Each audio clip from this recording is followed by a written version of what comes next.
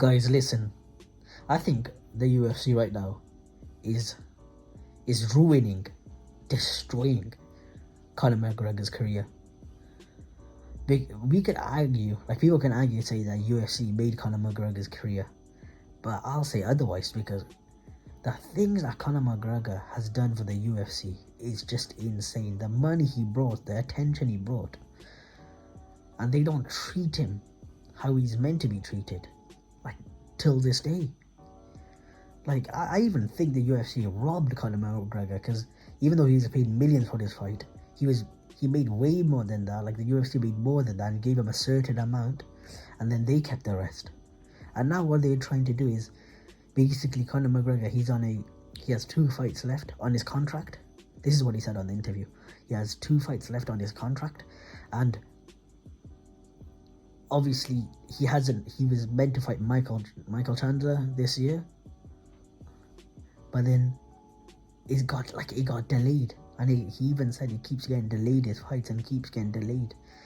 And I think what the UFC is trying to do is that they're trying to squeeze every bit of fame they can, money, fame, whatever status, out of him. So they're going to put 1 fight, maybe this year, maybe late this year.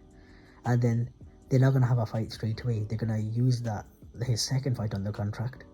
He's going to, the last fight on his contract, he's going to use maybe next year, late in the year. Because the UFC knows how much attention Conor McGregor can still bring.